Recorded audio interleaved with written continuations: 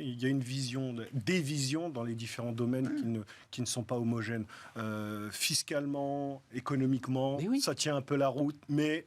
mais non, fiscalement, ça tient pas la route. Ne dis pas que ça tient la route fiscalement, ne dis pas que ça tient pas la route. Mais parce que t'as l'Irlande qui a un taux d'impôt sur les sociétés à 12%. Oui, mais ça avance. Le Luxembourg qui est un quasi-paradis fiscal.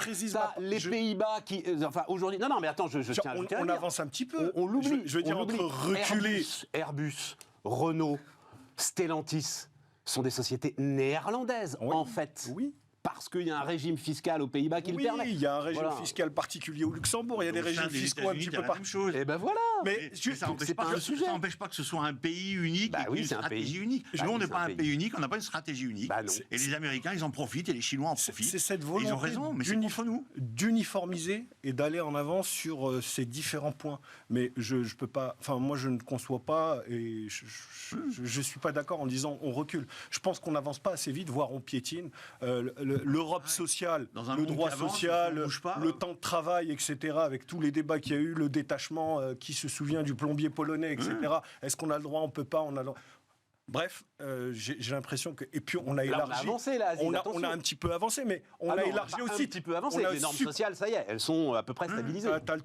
En France, tu as le taux de travail moyen européen, par exemple. Le temps de travail en France n'est pas aligné sur la moyenne européenne. Le nombre de congés, enfin on peut aller au basico-basique, commencer par le social premier niveau. Ensuite, on a...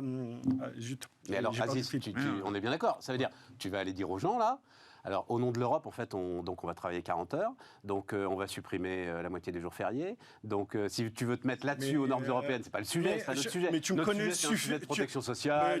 Protection sociale, etc. Mais tout à l'heure, tu y faisais référence. Le problème, c'est que c'est pas la rue qui doit gouverner. Tu parlais de Victor Hugo, de Schuman, etc. C'était d'abord une vision. C'était pas le radio-comptoir ou l'institut de sondage du bistrot du coin qui indiquait à Victor Hugo sa vision. Donc aujourd'hui, ce qui nous manque, c'est quand même des gens avec des convictions et un cap à donner. On l'a pas. On a élargi une Union européenne.